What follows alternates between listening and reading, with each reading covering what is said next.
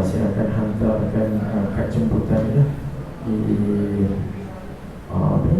grup WhatsApp Ilmiah InsyaAllah. Ya, alhamdulillah, syukur kepada Allah SWT. Pada pagi ini kita bersama kita jalankan salat waktu subuh secara berjemaah. InsyaAllah tuan-tuan sekalian, pada pagi ini kita akan bersama yang bahagia Ustaz Dr. Ahmad Faisal bin Abdul Hamid, insyaAllah. Yang segala hormat kepada saya.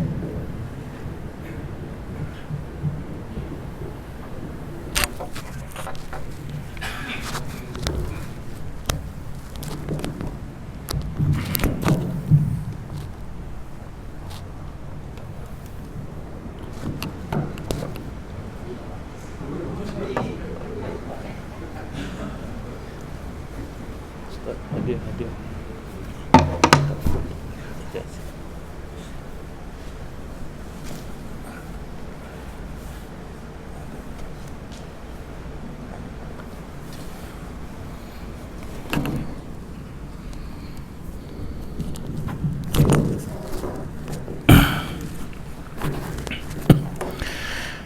Assalamualaikum warahmatullahi taala wabarakatuh. Innal hamdalillah nahmaduhu wa nastahdihi wa nastaghfiruh wa na'udzu billahi min syururi anfusina wa sayyiati a'malina. Man yahdihillahu fala mudhillalah wa man yudlil fala hadiyalah. Nashhadu an la ilaha illallah wa nashhadu anna Muhammadan abduhu wa rasuluh. Allahumma ja'alna minal ladzina istami'una al-qawla fanattabi'una ahsana. Wa ba'd. Tuan-tuan, puan-puan, sahabat-sahabat yang dikasihi sekalian, terlebih dahulu marilah sama-sama kita mengucapkan kesyukuran, terima kasih kepada Allah Subhanahu wa taala masih lagi diberi peluang, kesempatan untuk kita hidup dari saki-baki umur yang kita ada, dan kita diminta untuk menjadi seorang Muslim yang aktif, yang melakukan sebanyak mungkin kemanfaatan dalam hidup ini agar kepulangan kita nanti tidaklah dipenuhi dengan penyesalan.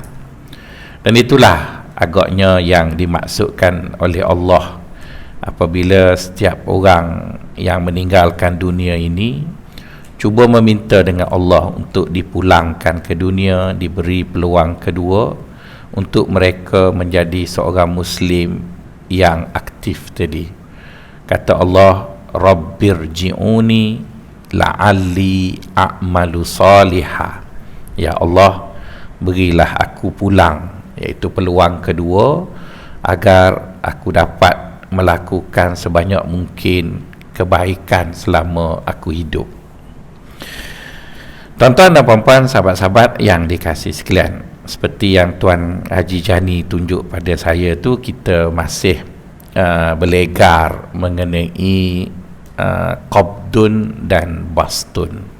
Tapi oleh kerana saya tak ingat, saya tak sempat nak baca lah yang tu. Jadi pagi ni kita bercakap mengenai tasawuf juga, tetapi mengenai satu perkara yang tidak kesinambungan daripada buku. InsyaAllah kuliah bulan Ogos nanti kita sambung dari buku itu. Pada pagi ini, sahabat-sahabat yang dikasihi sekalian, iaitu kita akan berbicara mengenai as-sima'. Sima' itu diterjemah ke dalam bahasa Melayu ialah dengar. Allah Subhanahu wa taala berikan pada kita beberapa panca indera, ataupun panca itu dalam bahasa Sanskritnya bermaksud 5. Ek, dun, tin, char, panch. Panch itu 5. Panca indera bermaksud kita ada 5 indera, adapun 5 upaya.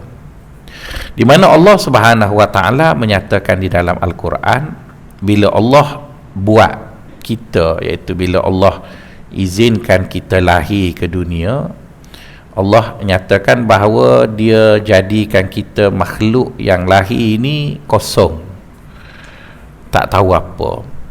Jadi untuk kita menimba sebanyak mungkin maklumat yang ada di sekitar kita, maka diberilah 5 upaya. Ada upaya melihat, ada upaya bertutur, ada upaya sentuhan, ada upaya dengar, ada upaya hidu dan sebagainya. Jadi upaya-upaya itu Allah SWT berikan pada kita dengan tujuan kita dapat menggunakannya dengan sebaik mungkin untuk mencari jalan pulang, balik pula kepada dia. Jadi itu sepatutnya begitulah, iaitu diletakkan kita kosong, kemudian disuruh kita melalui suatu perjalanan yang panjang ini, dan diberi kita 5 upaya. Dengan upaya itulah kita mencari jalan pulang.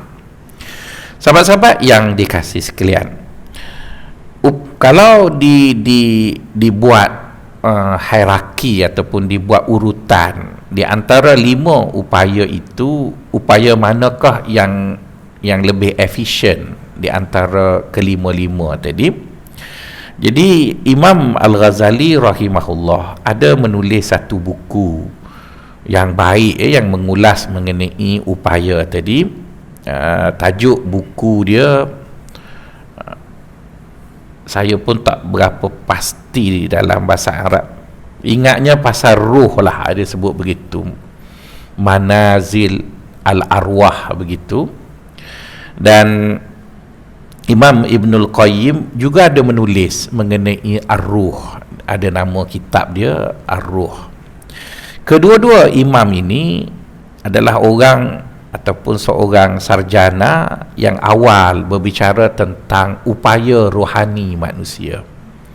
Dan saya pun tidak berhasrat untuk mengulas panjang buku tersebut, cumanya Imam Al-Ghazali rahimahullah membahagikan upaya tadi kepada 2 jenis upaya.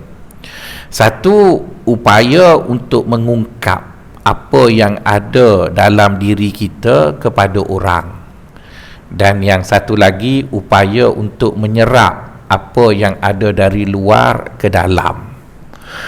Jadi kita mengungkap apa yang ada pada kita untuk orang lain dengar, yang membentuk komunikasi itu ada susunan tersendiri, dan kita menyerap sesuatu yang ada di luar untuk dibawa ke dalam diri kita pun ada susunan upaya yang berbeza.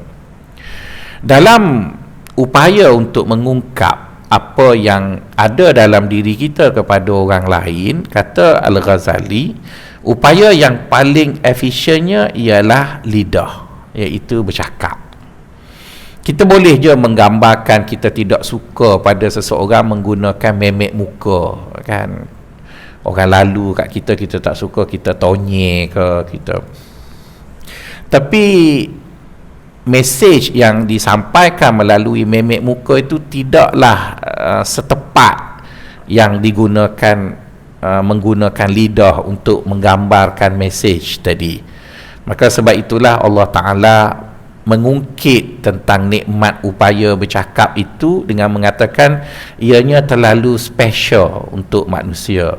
Allah sebut Ar-Rahman 'allamal Quran khalaqal insan 'allamahul bayan. Bila Allah kata aku buat manusia, di antara perkara yang special manusia itu ada, dia boleh bercakap. Dengan upaya bercakap tadilah manusia membina komunikasi yang tepat, manusia berhubungan, manusia mengungkap rasa, manusia macam-macam. Jadi oleh kerana upaya itu begitu hebat, maka agama datang membicarakan mengenai lidah dan upaya bercakap tadi panjang lebar. Ada tegahan seperti mengumpat, memfitnah, menuduh orang, membawa bukti palsu, sumpah panjanglah bercakap. Al-Ghazali bercakap hampir dalam 200 halaman bercakap pasal upaya bercakap sahaja. Jadi itu upaya yang ada pada manusia memang cukup menakjubkan jika digunakan oleh manusia, dan manusia membina cukup besar ketamadunannya berasaskan kepada bercakap tadi. Adapun bercakap mengenai upaya menyerap pula, yang paling efisien daripada upaya menyerap ialah mata. Ya, manusia menyerap sesuatu dari luar masuk ke dalam tubuhnya, hierarki yang paling tingginya ialah mata. Maka sebab itu kita lihat ada iklan bisu tapi tak ada iklan dia hitam, ya kan. Tak ada iklan tu hitam, melainkan bila Tuan Dr. Mahathir kecewa, bunga raya tu dah jadi hitam. Itu je. Yang lain dia semestinya ada begitu.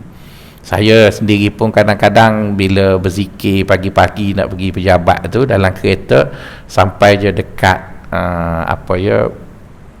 lepas pada tol Penchala tu, dekat showroom Mofaz tu, dia ada iklan Nescafe.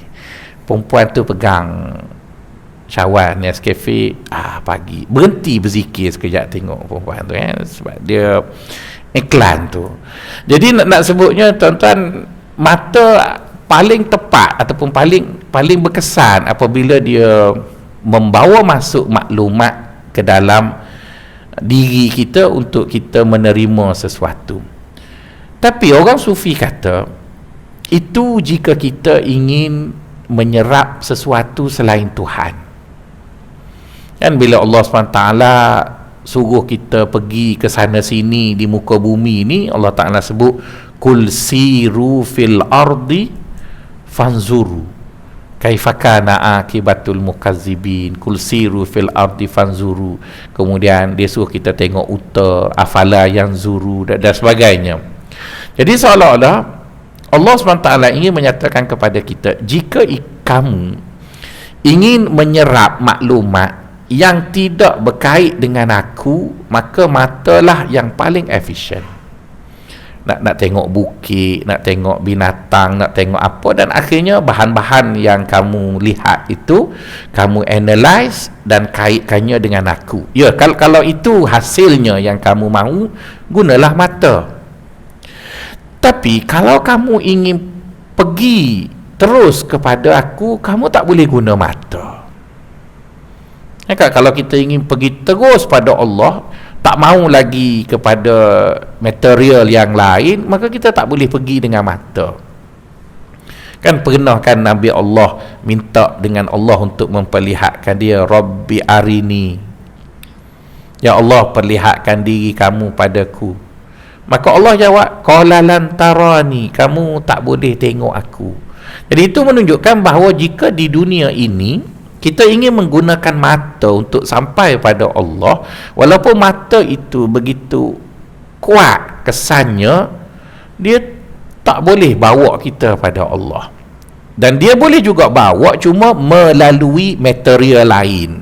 Maksudnya kena transit dekat benda lain dulu, dari benda lain itu barulah sampai pada Allah. Kerana pada kepercayaan kita orang Ahlus Sunnah wal Jamaah, Allah itu bukan material, Allah itu bukan objek.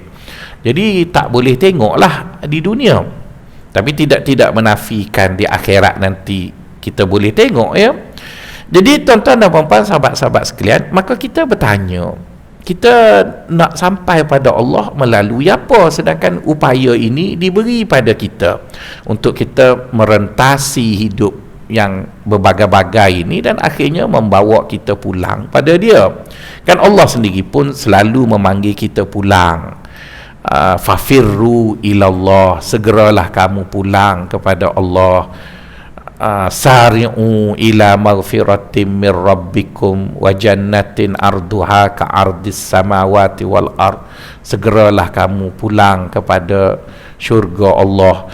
Jadi Allah memanggil-manggil kita untuk pulang. Jadi bila dia panggil kita pulang dan kita ingin pulang pada dia, pastinya kepulangan itu harus menggunakan setiap upaya yang ada. Jadi dalam mengungkap apa yang ada dalam diri kita kepada orang lain, yang efisiennya ialah berkata-kata ataupun lidah. Adapun menyerap sesuatu dari luar ke dalam ialah mata. Tapi bila kita bercakap tentang mata, Allah pula menyatakan dalam nas yang lain, kita tak mungkin dapat melihatnya. Jadi orang sufi kata, kalaulah mata tidak mampu untuk membawa kita kepada Allah secara langsung, maka kita kena cari indera lain ataupun upaya lain. Jadi dalam hierarki yang kedua tadi, selepas daripada mata ialah telinga, iaitu dengar. Telinga itu dengar. Di mana kita dapati banyak nas-nas menyatakan menggunakan telinga boleh bawa kita pada Allah, boleh membawa kita kepada Allah. Maka sebab itulah dalam tasawuf ada satu bab yang dihurai panjang mengenai as-sima', iaitu dengar. Jadi sebagai orang yang ingin pulang pada Allah, kita tak boleh pulang dengan mata, kerana mata zahir kita tak mampu melihat. Maka Allah itu tidak menganiayai kita, dia tidak bully kita, dia bantu. Cuma ada kala dia kata yang ini tak boleh, gunalah yang ini. Jadi orang sufi mendapati apa yang dinyatakan oleh Allah dan juga baginda sallallahu alaihi wasallam nampaknya meminta kita untuk memperkasakan upaya dengar, kerana upaya dengar itu mampu membawa seseorang itu terus kepada Allah Subhanahu wa taala. Jadi tuan-tuan dan puan-puan yang dikasihi sekalian, dalam budaya pengajian agama, dalam budaya pengajian agama di negara kita, kita banyak sangat dengar ustaz mengulas tentang lidah, dosa lidah lah, apalah, sekira-kiranya kerap sangat lidah itu. Kenapa? Kerana lidah itu menggambarkan dari kita kepada orang. Begitu juga banyak ustaz-ustaz mengulas mengenai mata, tapi jarang kita dengar diulasnya mengenai telinga. Telinga tu bukanlah bermaksud cuping telinga itu, tapi telinga dimaksud di sana ialah mendengar tadi. Jadi orang sufi kata, terlepas pandangnya kita terhadap upaya dengar itu, kadang-kadang kita memandang kecil fungsi dan keupayaan telinga, sehingga fungsi itu diabai guna untuk membawa kita kepada sesuatu. Sedikit mengumpat pada isteri saya, tak apalah, takkan dia nak dakwa saya dekat akhirat tu kan. Satu hari isteri saya dia bawa kereta saya tu, X-Trail tu, pergi sekolah dia.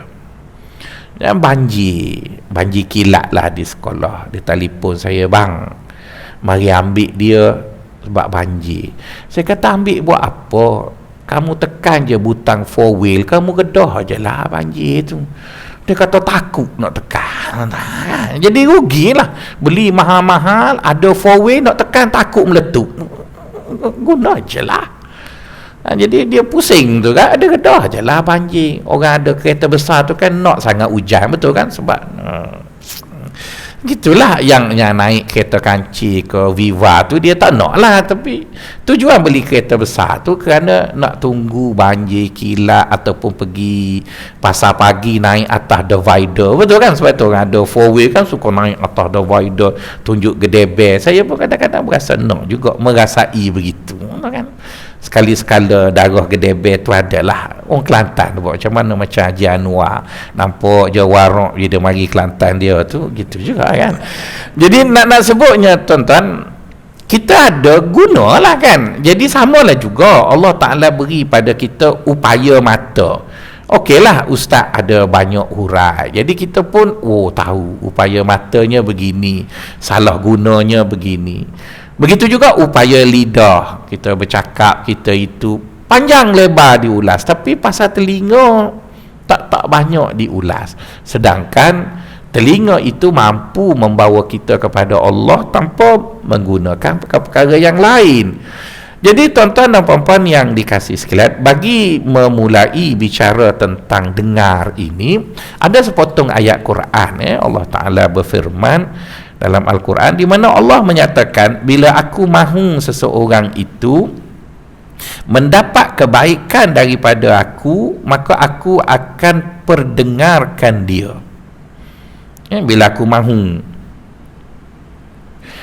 seseorang itu mendapat kebaikan daripada aku akan pendengarkan dia. Allah sebut, walau alimallahu fihim khaira la asma'ahum.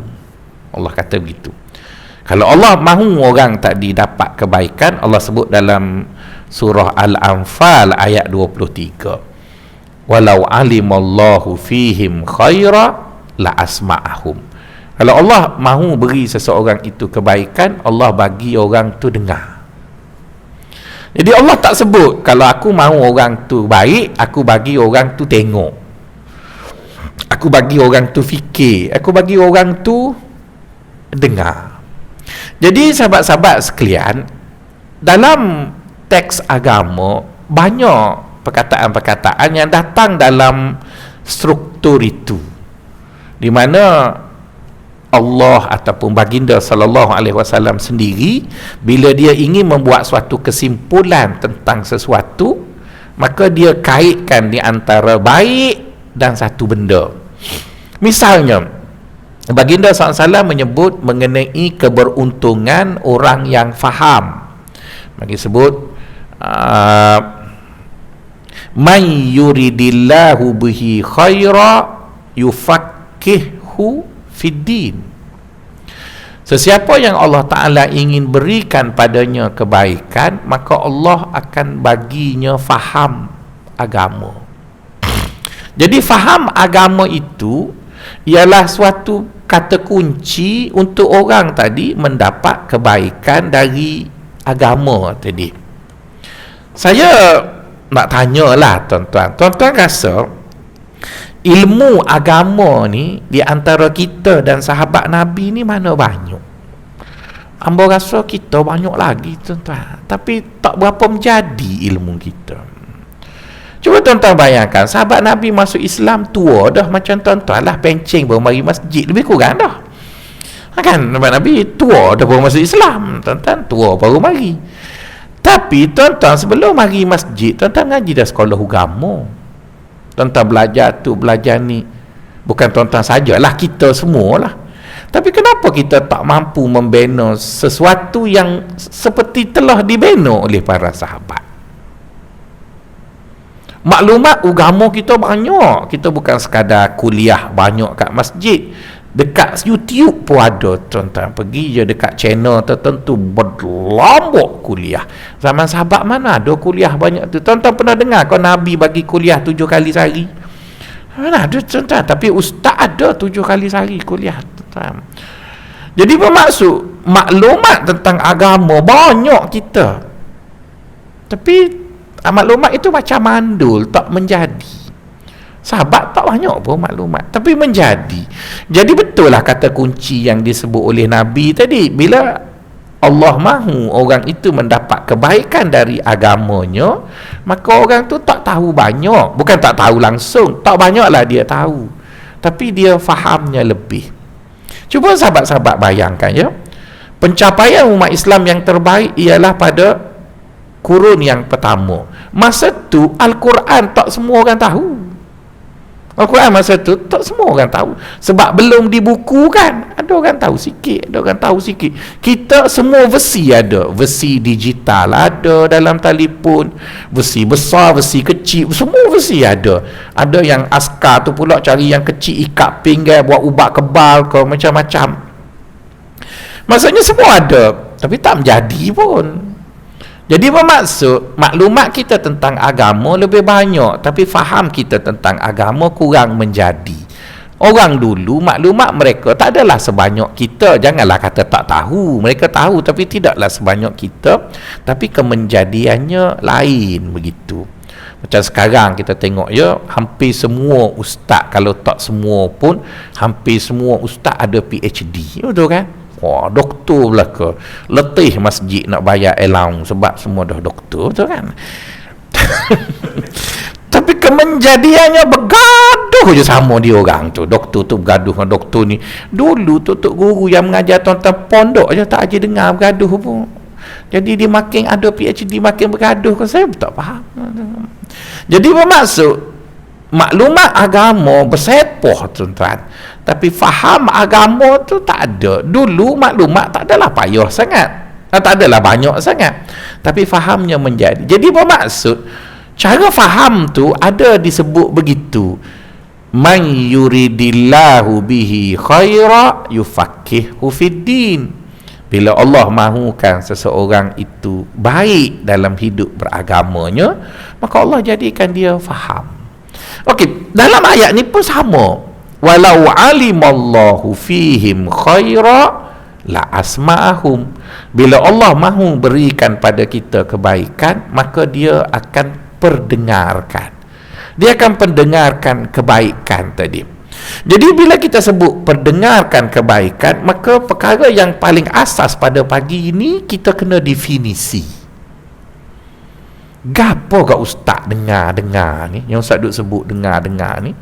Adakah dengar itu bermaksud lalunya bunyi pada lorong telinga yang mengetuk gegendang telinga, yang membawa bunyi tertentu yang dianalisis oleh otak kita, membawa makna yang kita faham, maka itu dengar?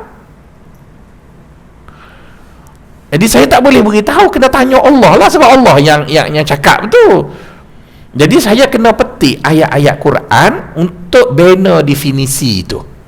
Kalau saya bagi definisi, nanti tuan-tuan akan tanya, ustaz ambil mana? Kan?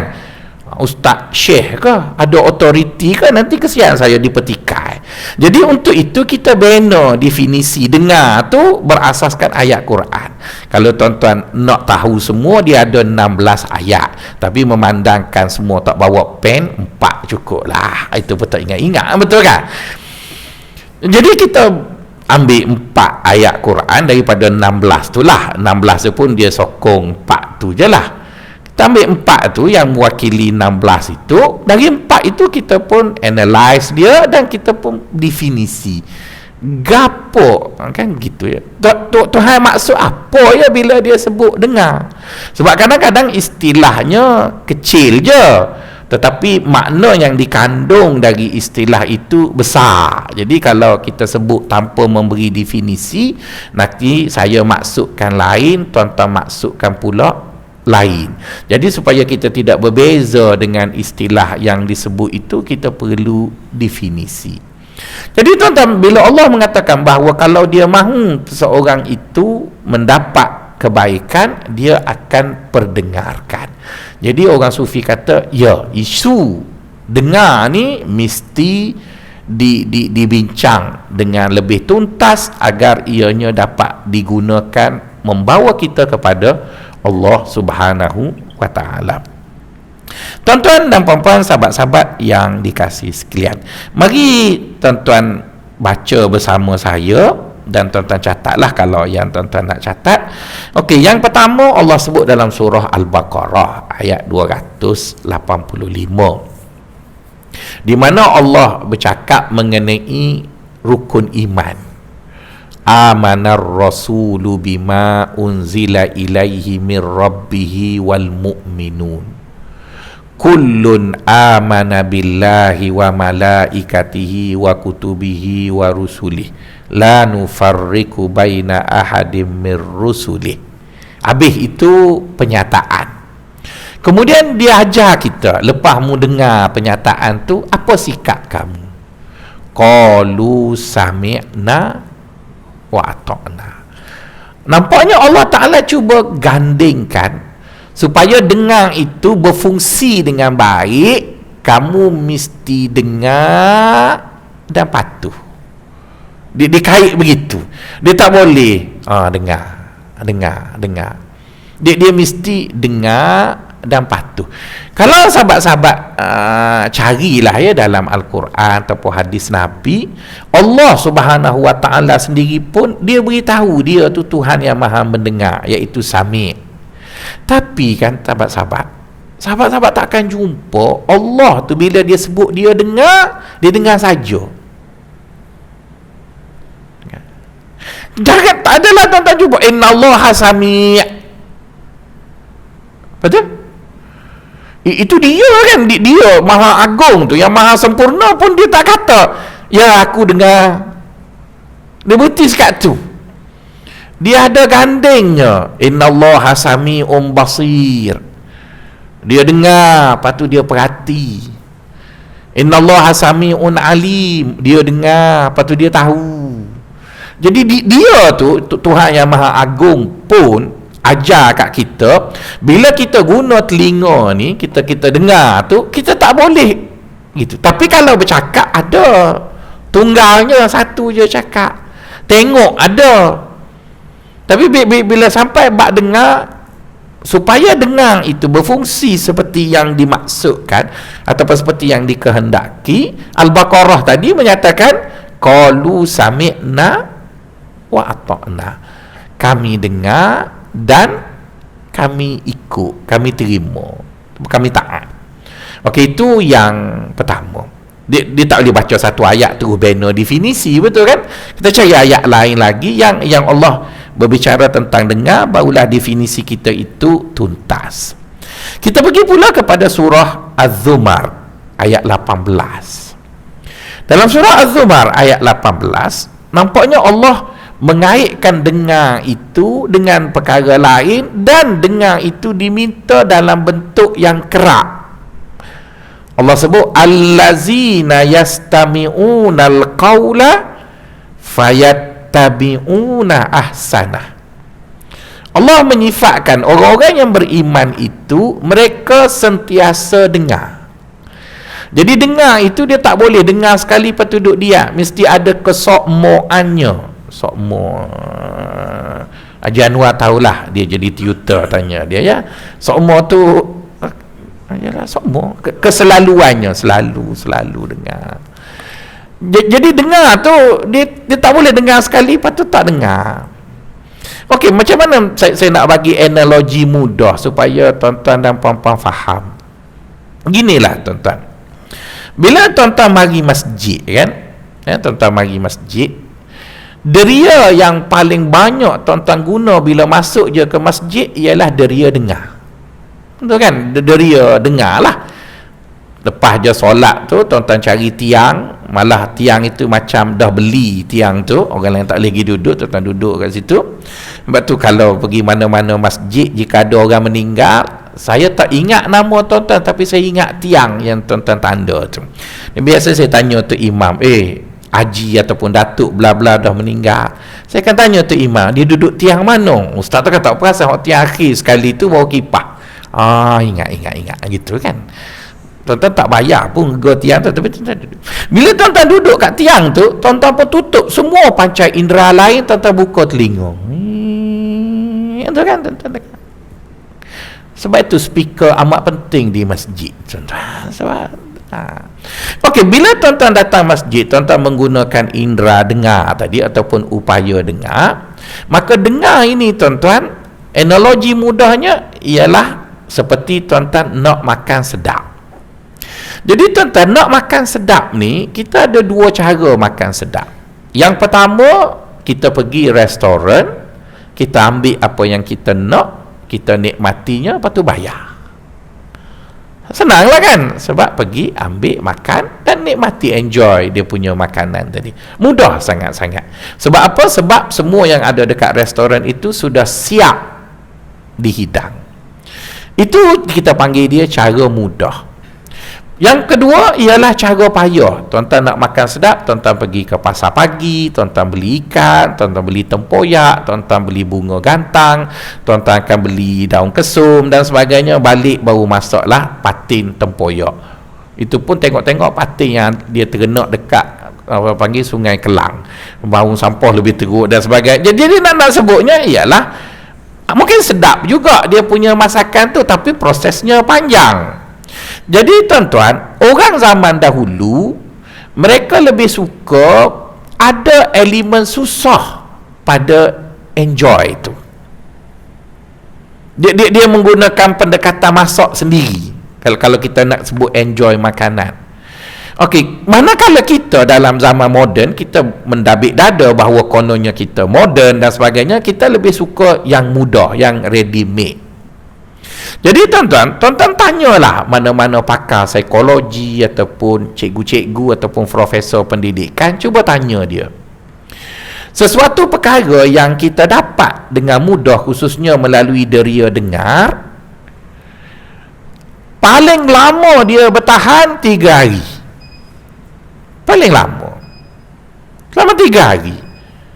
Mujurlah saya datang tuan-tuan ni 2 minggu sekali. Kalau saya datang sebulan sekali, saya ajar yang sama setahun pun tuan-tuan tak ingat. Tak ingat. Haji Jani hok bawa tulis pun, kadang kita sebut dia tulis lagi kali yang ke-6. Saya ingat tu hok tulis, hok tuan-tuan tak tulis lagi lah, teruk tuan-tuan. Jadi sebab itu tuan-tuan dengar tu betul, tapi oleh kerana tuan-tuan mari masjid, tuan-tuan ambil yang ready made, yang dah siap. Tuan-tuan mana bangun awal pagi? Saya bangun pukul 4 lagi. Saya bengkel semalam habis pukul 12. Dah nak mengajar kat tuan-tuan pukul 4. Bangun baca buku. Yang saya tak bawa buku ni bukan saya baca duduk dalam kepala. Tu yang ingat tu. Jadi oleh kerana saya melalui proses yang payah, maka saya ingat lah. Tapi tuan-tuan ambil yang mudah. Itu yang sebut pun tak ingat, sebut dah lah. Puan-puan punya apa panggil, kalau komputer tu RAM dia hot lama dah. Orang double 2 core, dia single core lagi. Lepas tu memorinya orang pakai SSD dia. Dia dah lah pattern lama. Memori pun banyak hang dah. Jadi begitulah. Jadi nak sebutnya, dengar ni, kalau tuan-tuan ambil cara mudah, maka hilangnya mudah lah juga. Maka oleh kerana itu orang sufi kata boleh. Dah nak buat macam mana, takkan saya nak suruh tuan-tuan baca buku sendiri, buka. Tuan-tuan ada banyak lagi nak buat kan. Tak apa, jangan risau, tuan-tuan ambil lah secara ready made. Tapi ada 3 cara yang kita kena buat supaya apa yang kita dapat secara mudah itu tidak cepat hilang. Daripada 3 itu, 1 perlu dibuat oleh seorang guru, 2 lagi dibuat oleh murid. Jadi kita bagi mudahnya, 1 guru kena buat, 1 masjid kena buat, 1 jemaah kena buat. Kalau 3 perkara ini tidak dibuat dan 3 pihak tidak mahu terlibat, maka yang kita dengar tu kita ulang benda sama. Repeat. Jadi benda yang diulang tetapi tak ada hasil kan kita panggil mandul. Betul kan? Orang mandul tu dia bersetubuh tiap-tiap hari tapi tak beranak-anak. Sama lah. Jadi maksudnya kita ulang. Jadi kita tak mahulah begitu sebab kita nak pergi jauh lagi ni. Takkan kita nak lari setempat macam kita lari masa PKP kat rumah tu. Ada seorang jemaah kita suka sangat exercise kat rumah. Nama apa, dia jurutera, dia arkitek, nampak dia suka melukis kat rumah tu. Lepas tu dia punch banyak kali. Saya buat tak sebanyak dia, tuan-tuan. Jadi musim PKP tak apalah kita lari setempat. Sekarang dah PKP PPB apa benda, kita dah nak lari ke depan dah. Jadi oleh kerana itu kita tak mahu bergerak setempat, maka 3 pihak mesti buat kerja dia. Jadi kadang-kadang ada pihak tertentu daripada 3 pihak tersebut tak berfungsi, maka itu yang menjadikan dengar kita tu tak bergeraknya. Okey, apa yang ustaz perlu buat? Ustaz perlu buat 2 perkara bila dia datang mengajar. Pertama, ustaz mesti menyusun pengajian itu supaya mudah faham. Kan ustaz kan dia claim dia pakar. Saya tak tahulah tuan-tuan, saya duduk kat universiti tu ramai orang pakar. Bila kita duduk dengan profesor, dia bercakap semua mudah dalam bidang dia. Kita ditanya orang lain pening, tapi dengar profesor, alah buat macam ni gitu je. Betul tu profesor tu. Tapi kalau ustaz tu dia kata dia pakar itu, tapi bila dia mula nak mengajar, benda ni payah ni tuan-tuan. Payah apanya, awak tak jadi cikgu dah payah. Tuan-tuan datang sebab tuan-tuan tak ada masa nak baca buku, tak ada masa, maka sebab tu tuan-tuan minta ustaz datang sini. Jadi ustaz yang datang mestilah berfikir bagaimana nak memudahkan maklumat tu masuk. Dan kita kan ada nazir masjid, minta ustaz tadi bagi RPH, rancangan pengajaran harian ke apa benda, ikut. Jadi bermaksud jika guru tadi tidak mampu menjadikan apa yang dia nak sampai tu mudah, maka dia masuk jadi berbolok apa je berbolok je,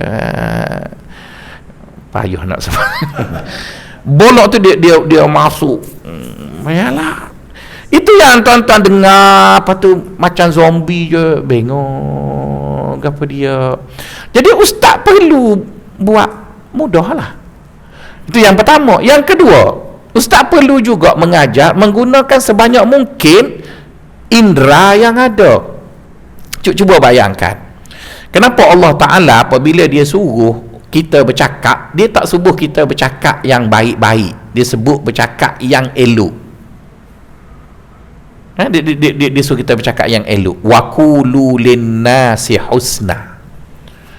Bercakaplah dengan manusia itu percakapan yang elok. Ulama tafsir mengatakan eloknya percakapan seseorang itu ada 4 komponen.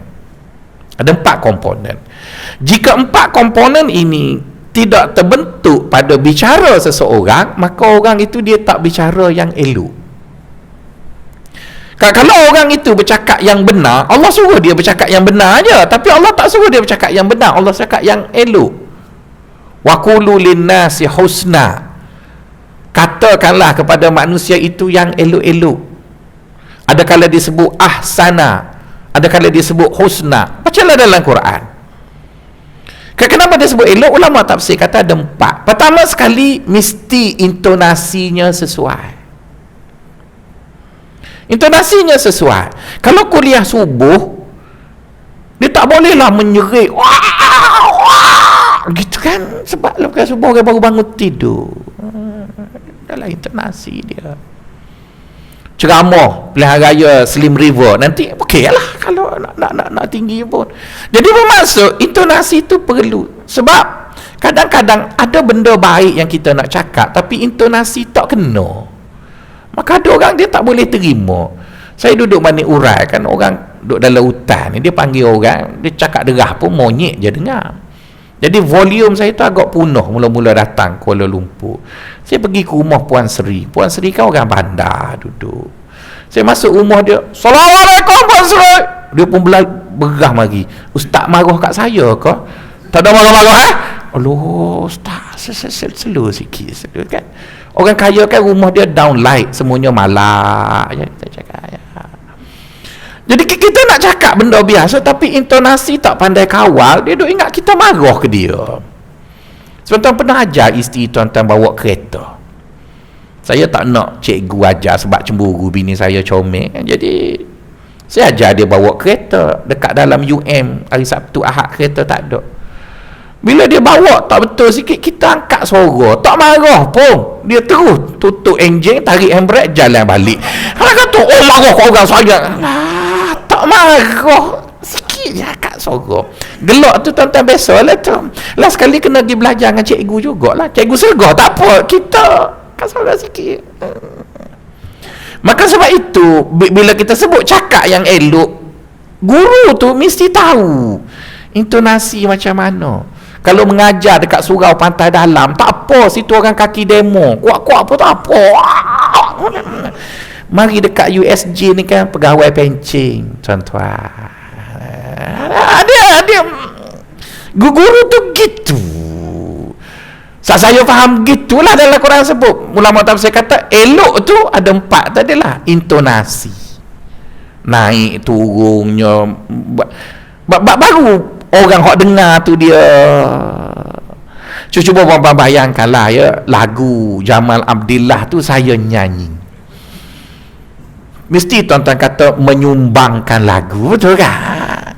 Saya suka lagu Herman Tino. Masa saya mengorak dengan bini saya dulu, saya nyanyi lagu Herman Tino.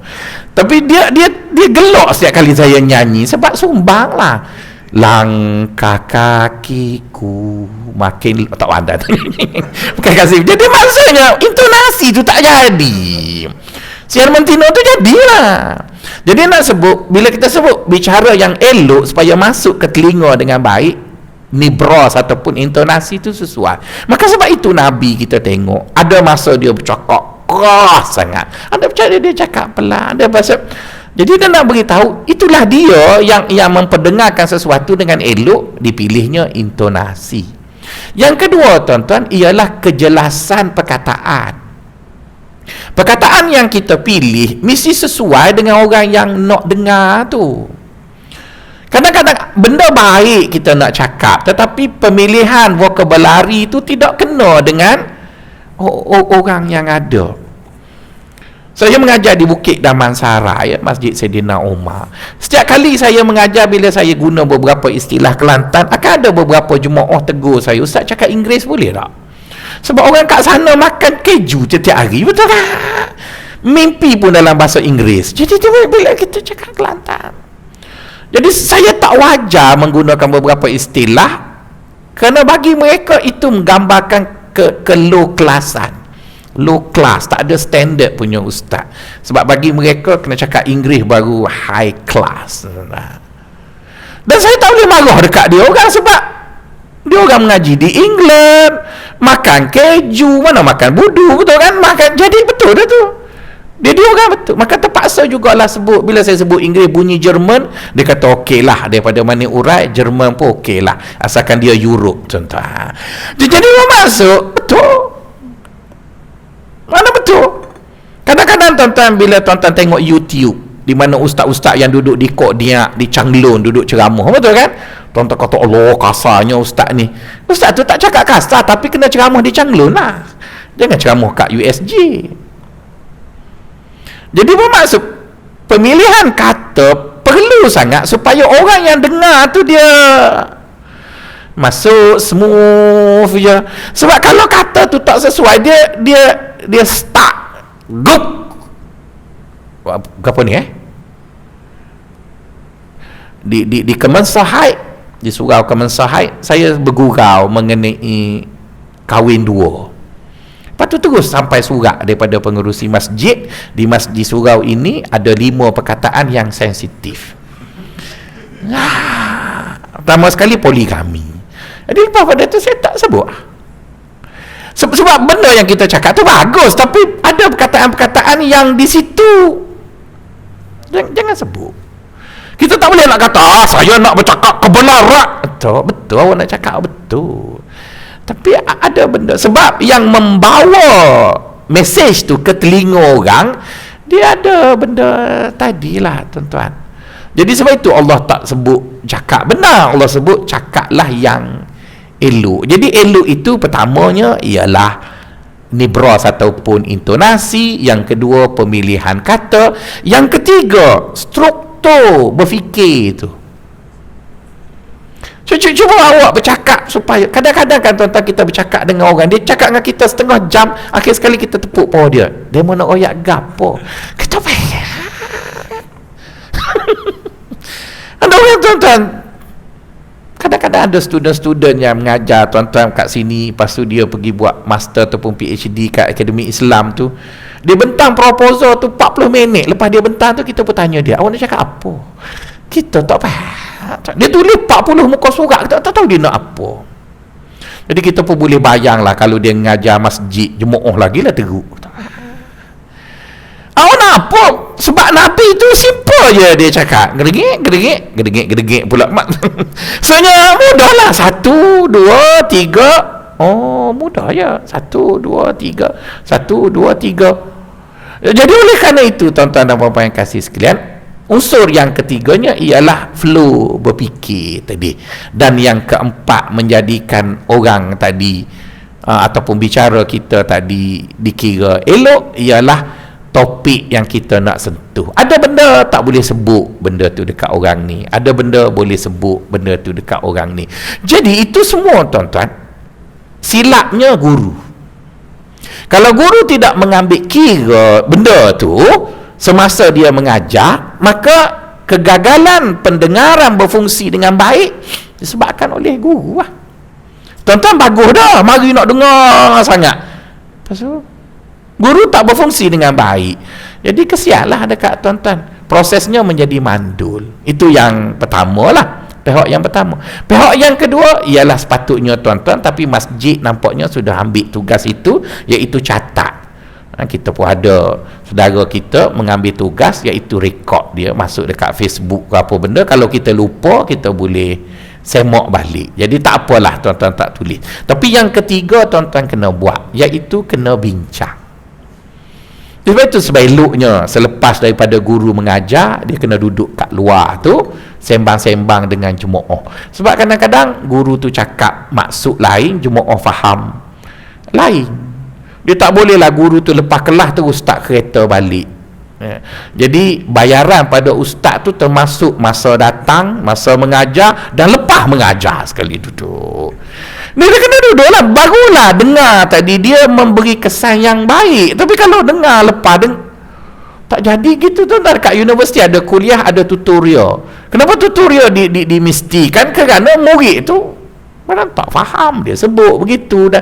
Tapi kita di masjid tak, kita pakai sahala kuliah, lepas tu ustaz pun tinggal, tuan-tuan pun terkapar-kapar. Tak faham aku, malas cara, tuan-tuan pun remove. Lepas tu mari pula remove. Lepas tu bila nak pandang? Jadi oleh kerana itu, tiga benda itu perlu datang. Oleh kerana tuan-tuan ambil yang ready made lah.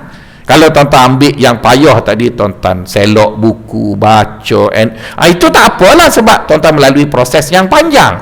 Tapi oleh kerana kita duduk di zaman moden ini, setiap kebenaran yang disampaikan kepada kita melalui proses yang mudah, yang dah siap, tuan-tuan datang masjid, maka risiko kebenaran yang diambil secara mudah itu menyebabkan beberapa risiko tadi yang menjadikan dengar tadi juga mandul, tidak mampu membawa kita kepada sasarannya. Maka untuk menjadikan risiko itu kesannya begitu minimum, maka tiga pihak terlibat harus berfungsi. Guru mesti berfungsi dengan baik, masjid cuba membuat rakaman untuk mengelak daripada kelupaan, boleh disemak balik, dan yang ketiga jemaah sendiri pun yang mendengar tak bolehlah jadi macam ular sawa telan tanpa discuss. Dia cuba tanya betul kalau dia cakap begitu, kenapa dia cakap begitu. Jadi bila kita discuss dan sebagainya, maka apa yang kita dengar tu terngiang-ngiang, dia ingat sampai bila-bila lah tuan-tuan. Okey, itu berkait dengan apa yang disebut dengan dapat benda tadi. Okey, musim PKP ni tak boleh kuliah panjang-panjang ya, sikit lagi kita berhenti. Habis definisi malam hari ni, definisi je. Okey. Jadi yang pertama, surah Al-Baqarah dia sebut dengar dan patuh. Surah Az-Zumar sebut hendaklah sentiasa dengar dan lakukan apa yang didengar itu sebaiknya. Jadi sudah lihat yang pertama itu ayatnya pasif, iaitu dengar dan patuh. Ayat yang kedua lebih bersifat tindakan, iaitu hendaklah sentiasa dengar dan lakukan apa yang kita dengar tadi dengan sebaik. Kemudian kita pergi seterusnya, ayat yang ketiga Allah sebut dalam surah Maryam. Ayat yang ketiga Allah Ta'ala sebut dalam surah Maryam ayat 38, di mana Allah menyebut asmi' bihim wa absir. Asmi' bihim wa absir, di mana Allah nampaknya sudah mula menyatakan, jika kamu dengar dan akur, kemudian kamu dengar dan cuba buat, maka aku akan campur tangan. Aku akan campur tangan. Aku akan memperdengarkan kamu, dan bukan sekadar memperdengarkan, memahamkan kamu dengan apa yang kamu dengar tadi.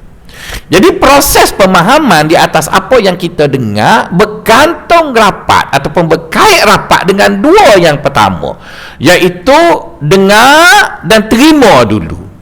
Jadi kalau kita dengar dan engkar, kita mengehkannya, tu maksudnya kan, menolaknya, maka dengar banyak kali pun dia tak jadilah. Jadi mesti dengar dan terima, lepas tu dengar dan cuba buat. Maka bila dah kamu buat tu, maka Allah kata dalam Maryam, aku akan masuk campur. Asmi' bihim wa absir. Jadi aku akan pendengarkan mana yang sesuai untuk dia dengar, dan aku fahamkan dia. Aku dengar dan aku fahamkan dia. Itu yang ketiga. Yang keempatnya Allah Ta'ala sebut faiza quri'al qur'anu fastami'u lahu wa ansitu. Apabila dibacakan kepada kamu Al-Quran, hendaklah kamu dengar dan kamu elak semua gangguan yang mengganggu proses pendengaran itu. Jadi daripada empat itu, sahabat-sahabat yang dikasih sekalian, bolehlah kita beda satu definisi dengar dengan kita mengatakan dengar pada faham orang tasawufnya terkandung di dalamnya 3 rukun. Jika 3 rukun ini terbentuk dalam pendengaran itu, maka barulah orang tadi dikira dia dengar. Dan bila dia dengar, maka dengar itu akan membawanya kepada Allah Subhanahu wa ta'ala. Rukun yang pertama, dia mempersiapkan siapkan dirinya untuk mendengar kebenaran itu dengan sebaik mungkin. Maksudnya dia elok dari gangguan. Bila kita datang masjid, kita akan cuba nak dengar apa yang ustaz cakap dengan sebaik mungkin. Kita datang khutbah, kita nak dengar apa yang imam beritahu pada kita masa khutbah. Cumanya saya harap Tok Bilal tu boleh guna perkataan dalam kurungan. Sebab hadis Nabi dulu dia sebut jangan bercakap kan. Iza sa'idal imamu mimbar man qala li sahibihi ansit faqad laghaw. Siapa bila tu imam naik mimbar, bila seorang tu cakap diam pada kawannya, maka hilanglah pahala Jumaat. Jadi tu imam minta lah dengan mufti pun dia tak bubuh dalam kurungan. Jangan bila kamu kata pada kawan kamu diam, dalam kurungannya termasuklah main handphone. Betul kan juga kan? So, zaman Nabi dia tak ada handphone. Sebab sekarang orang tak cakap dah. Dia duduk main handphone tengah Jumaat pun siap lagi ambil gambar dia, saya sedang berkhutbah dia. Jadi itu lebih teruk daripada kata diam tu. Jadi Nabi dia tak sebut handphone. Jadi Tok Bilal pun bubuhlah dalam kurungan. Kalau dia bubuh dalam hadis tu, dia anggap tambah hadis pula. Dalam kurungan jangan main handphone. Jadi bermaksud tuan-tuan, bila tuan-tuan dengar dan tidak diganggu, pendengaran tu jelas. Jelas begitu. Itu rukun yang pertama. Rukun yang kedua ialah terima. Dah kita dengar tu, cuba kita terima. Dan terima itu berkait juga dengan faham. Cuba kita faham dia sebut apa. Dan saya rasa kita perlulah bagi kursus pada ustaz-ustaz tertentu, termasuk yang saya sendiri pun. Adapun tuan-tuan sendiri, apa salahnya tuan-tuan menilai ceramah ustaz? Dulu saya ada cadangkan dan nampaknya dua masjid ada buat, Masjid Bangsa dan Masjid Taman Tun. Mana setahun sekali jemaah akan diberi borang mengenai penilaian pencapaian ataupun penilaian penyampaian ceramah oleh ustaz berikut. Bukan nak kutuk ustaz tu. Jadi ramai orang tulis kat saya, ustaz terlalu pekat Kelantannya. Jadi kena terima lah kan. Jadi ustaz tu kena improve lah nak buat macam mana, sebab kalayaknya bukan orang mani urai, betul kan? Jadi terpaksa begitu. Sebab ada orang dia faham, sebab kita bukan nak mari tengok Maharaja lawak, kita nak benda tadi sampai. Jadi bila tadi sampai, tidak bermaksud kritik ustaz, tapi ada ustaz tu ada beberapa kelemahan dan sebagainya. Akhirnya bila kita menerima feedback daripada jemaah, maka kita betulkanlah. Jadi bila kita betulkan, akhirnya kesan daripada pengajian itu akan maksimum. Itu nombor 2. Nombor 3, kita hendaklah lakukan apa yang kita dengar.